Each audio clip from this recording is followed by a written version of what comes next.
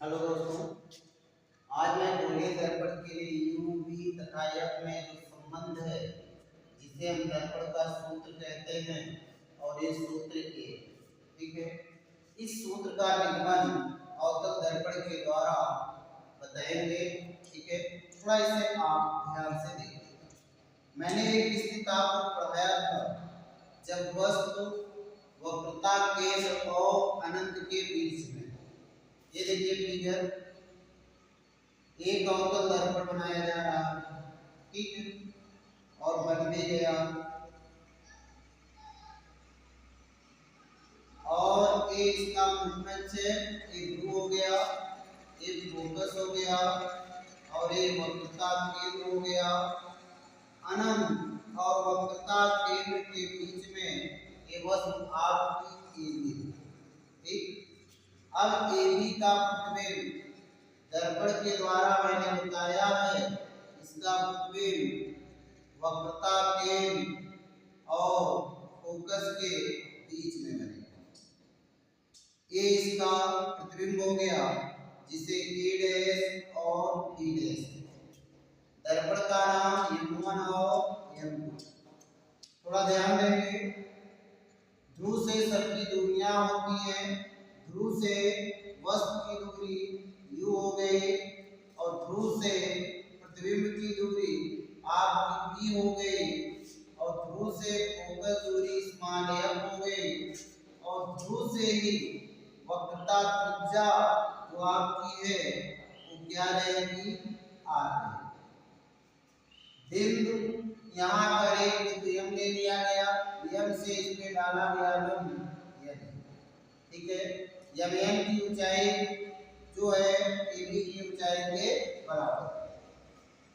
चलिए ध्यान देंगे, सबसे पहले जो लिखना है लिखेंगे, माना M1 M2 एक गोलीय अवतल दर्पण है, जिसका ध्रुव P है। मुख्य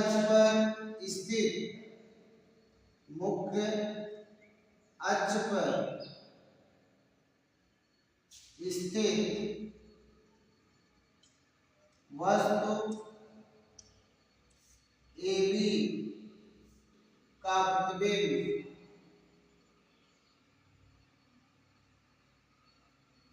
A डैश B डैश बनता है।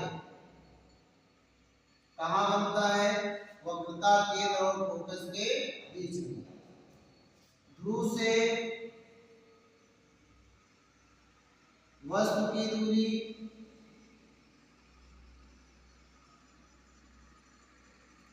PA क्या होगा, वस्तु की दूरी को u से बाईं तरफ है, इसलिए कौन सा चिन्ह, माइनस। ध्रुव से प्रतिबिंब की दूरी, प्रतिबिंब की दूरी PA डैश है और ये हो गया आपका माइनस। यहाँ से यहाँ तक जो BC है वो वक्रता त्रिज्या है, वक्रता त्रिज्या आपकी होगी PC, वक्रता त्रिज्या PC होगी और PC जो होगा वो आपका होगा माइनस, हो गया है। अब चलिए इसमें हम दो त्रिभुज बनाते हैं। पहले दो त्रिभुजों को लिया जाए, वो त्रिभुज आपका ABC और A dash B dash C। दो त्रिभुज इसमें से लिए गए हैं, एक त्रिभुज आपका ABC है, एक त्रिभुज A dash B dash C है। चलिए त्रिभुज ABC व त्रिभुज A dash B dash C में, ठीक। चलिए ए ध्यान देना, ए क्या है, लंब है। लंब का मतलब यहाँ 90 अंश का कोण, A डैश मुख्य अक्ष पे लंब है, इसलिए यहाँ क्या होगा 90 अंश। दोनों त्रिभुजों में ए पर और ए डैश पे कितने अंश का कोण बनता है 90 अंश। अब ये दोनों 90 अंश के हैं, इसलिए ए अच्छे बीच में आने चाहिए। बी ए सी लिख सकते हैं, चाहे सी ए बी लिख सकते हैं, B dash A dash C या सी ए डैश बी डैश सी। चलिए मैं समकोण हो गया आपका बी ए सी। अगला है आपका बी ए डैश सी, ये आपका हो गया समकोण। क्या हो गया समकोण। ठीक है, अब समकोण त्रिभुज किसे कहेंगे या समकोण किसे कहते हैं? वह त्रिभुज जिसका एक कोण 90 अंश हो, शेष कोण न्यून कोण हो, उसे हम समकोण कहते हैं। इसमें ये इसका शीर्षाभिमुख कोण होगा। शीर्षाभिमुख कोण क्या होता है? जब दो तिर्यक रेखाएं एक दूसरे को आपस में प्रतिच्छेदित करती हैं, उनके सामने बनने वाले कोण को या उनके सम्मुख बनने वाले कोण को शीर्षाभिमुख कोण कहते हैं।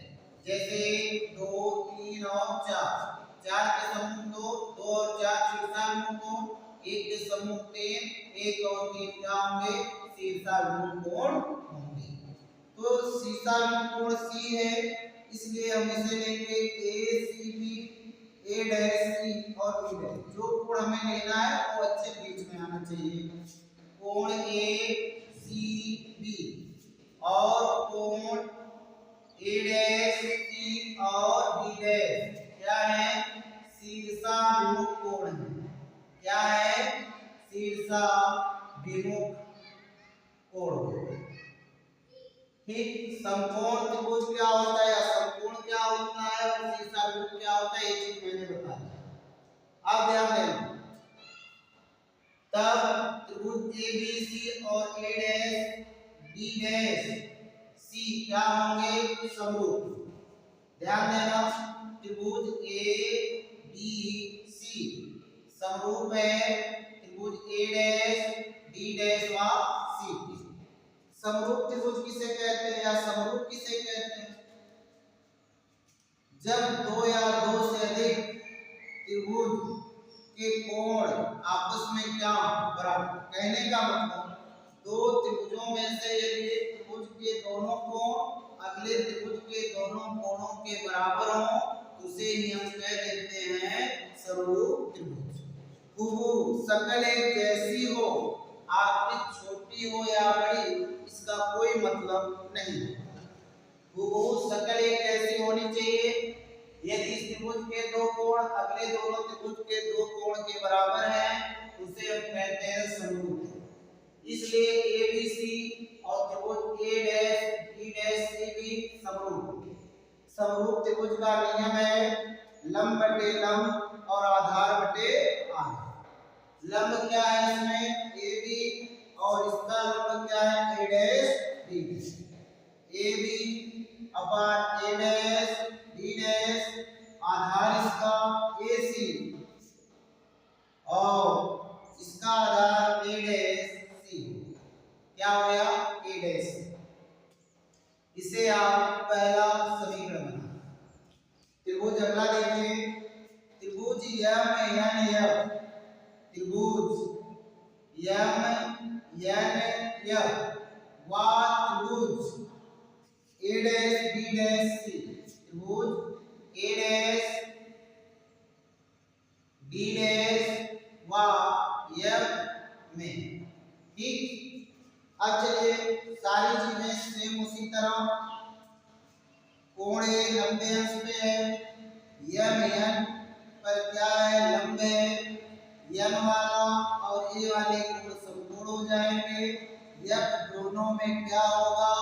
शीर्षाभिमुख होगा। लिखना चाहते हैं तो पहले लिख लीजिए B डैश A डैश और F। इसमें क्या? M N और F, ये क्या हो गए आपके? समकोण।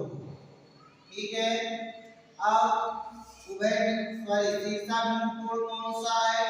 में, तो ये एलसीएम बीच में आना चाहिए। ए डैश एफ और B dash, A dash F और B dash, M F N, कोण एम एफ एन।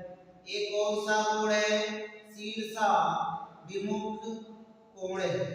क्या है? शीर्षा विमुक्त कोण हो गया। अगर ये शीर्षा विमुक्त कोण है और ये समकोण है, तो मैंने कहा यदि दो त्रिभुजों में से एक त्रिभुज के दो कोण अगले दो त्रिभुज के दोनों कोण के बराबर हों, वो त्रिभुज समरूप होगा। समरूप का मतलब भुभुज सकल एक जैसी, आकृति छोटी हो या बड़ी, इससे कोई मतलब नहीं। तो आपका त्रिभुज ए डैश या एम एन एफ समरूप होगा त्रिभुज ए डैश बी डैश और एफ के। समरूप त्रिभुज का नियम लगा लीजिए। लंब एम एन है और इसका लंब क्या है? ए डैश बी डैश। समरूप त्रिभुज का नियम है लंब बटे लंब और आधार बटे आधार क्या होता है? बराबर। इसका क्या हो गया? ए एन एफ हो गया, एन एफ, और ये क्या हो गया? ए डैश एफ। ध्यान देंगे ए बी से ए तक, बी से एम तक, ये दोनों समांतर रेखाएं हैं। दो समांतर रेखाओं के बीच की दूरी बराबर होती है, इसलिए AB की लंबाई MN की क्या होगी? बराबर होगी। AB की लंबाई MN की क्या होगी? बराबर होगी। तो MN के जगह पे आप क्या लिखेंगे? AB upon A dash D dash NF और क्या? A डैश NF को भी चेक कर लो। यदि बिंदु P के समीप हो, ये यदि बिंदु MP के समीप हो, तो PF किसके बराबर हो जाएगा? NF। तो NF के स्थान पे आप क्या रख लेंगे? PF। अब ये आपका बन गया दूसरा समीकरण। यदि दर्पण का द्वारक छोटा हो, बिंदु MP के समीप हो, तो PF बराबर किसके हो जाएगा? NF। समीकरण एक और दो से चलेंगे। बाएं तरफ AB upon A dash B dash, AC upon A dash C और AB upon A dash B dash और PF अपान A डैश। चलिए बाएं तरफ क्या है इसका? AC upon A dash C और इधर क्या है? AB CF upon PF upon A dash F। इसी को थोड़ा चेंज कर लीजिए, विस्तृत रूप बना लीजिए। A और C के बीच की दूरी AC हमको ये पता नहीं है। अब AC कैसे निकलेगा? पहले ध्यान दें। P से A की दूरी कितनी? U।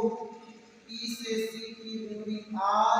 अगर हम PA में से PC घटा देते हैं तो ये दूरी पता है। मतलब यहाँ से यहाँ तक की दूरी U, यहाँ से यहाँ तक की दूरी R। अगर U में से R घटाते हैं तो दूरी पता है। तो PA माइनस क्या? PC। PA माइनस क्या? PC। अब A डैश C देख लो। A डैश C ये दूरी आपको नहीं पता है, यही दूरी आपको क्या करनी है? निकालनी है। लेकिन हमें PC पता है और PA डैश पता है। PC की दूरी R है, PA डैश की दूरी E। तो हम PC में से PA डैश घटा देंगे तो A डैश C निकल जाएगा। PC माइनस PA डैश बराबर PF को हम उसी तरह रहने देंगे जैसे वो पूर्व में है, क्योंकि ये फोकस दूरी है। A डैश F भी देख लो। A डैश F आपको निकालना है तो आप पहले PA डैश में से PF को क्या करेंगे? घटाएंगे। है पी ए डैश माइनस क्या होगा आपका पी एफ होगा। ठीक है, जब आप पी ए डैश में से पी एफ घटाएंगे तो ये बीच वाली दूरी पता हो जाएगी। ठीक है, अब आगे चलो, पी ए क्या है वस्तु की दूरी, तो यहाँ लिखेंगे माइनस यू, और फिर क्या है पीसी, पीसी क्या है वक्रता त्रिज्या है और वो भी किसमें है माइनस, पीसी क्या है आपकी वक्रता त्रिज्या, वो भी किसमें होगा माइनस, पी ए डैश क्या है देख लीजिए, पी ए डैश की दूरी इससे यहाँ पे होगा minus P, P F focus दूरी एफ होगा, लेकिन ये बाईं तरफ है तो बाईं तरफ होने के कारण इसकी दूरी क्या होगी माइनस, पी ए डैश प्रतिबिंब की दूरी और पी एफ किसकी दूरी फोकस की दूरी, और फोकस दूरी आपकी किसमें होगी माइनस। ठीक है, और प्रतिबिंब की दूरी भी किसमें होगी minus, minus U minus minus plus R, और ये minus R minus minus plus हो जाएगा बी बराबर minus F minus B minus minus plus F. ठीक है, हमने एक चीज आपको पढ़ाया है फोकस दूरी वक्रता त्रिज्या की आधी होती है, तो r बराबर हम लिख सकते हैं 2f, क्योंकि 2 का इसमें गुणा कराएंगे तो r इक्वल टू 2f आएगा। अब चलिए minus you plus 2f minus 2f plus v minus f upon minus v plus u, sorry plus क्या f, ये गुणा कराइए, पहले माइनस v का गुणा ये दोनों माइनस प्लस माइनस और माइनस प्लस u भी हो जाएगा आपका a माइनस a प्लस तो माइनस 2f v हो गया, v का गुणा इन दोनों में हो गया। अब इसका गुणा करेंगे माइनस uf a प्लस और a b plus plus 2f square हो गया। अब चलिए इसका इसमें गुणा करा के 2f square a minus a plus तो minus af b, a plus वाला इस तरफ आएगा तो प्लस माइनस माइनस से कैंसिल हो जाएगा तो बचेगा आपका क्या 2f b, सबको उस तरफ ले चलिए, a u b इसी तरफ रहने दीजिए, अब पहले a उस तरफ जाएगा तो ये प्लस में हो जाएगा, a जाएगा तो प्लस में होगा और प्लस में से माइनस घट जाएगा तो आपका आ जाएगा प्लस f b, मतलब a माइनस वाला 2f b बराबर चिन्ह उधर गया प्लस और इसमें से माइनस घट गया तो क्या आ गया f b। दोनों पक्षों में आप u b f से भाग देने पर दीजिए हम u b f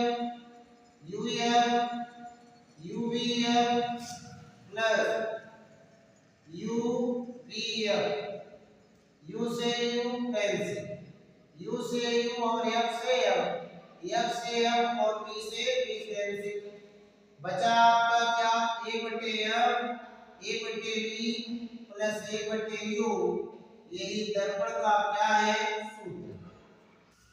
तो अवतल दर्पण के द्वारा दर्पण के सूत्र का निगमन हो गया। अब आपको अगले वीडियो में उत्तल दर्पण के द्वारा दर्पण के सूत्र का निगमन कल अगले वीडियो में जो भी है आएगा उसमें आपको बताया जाएगा।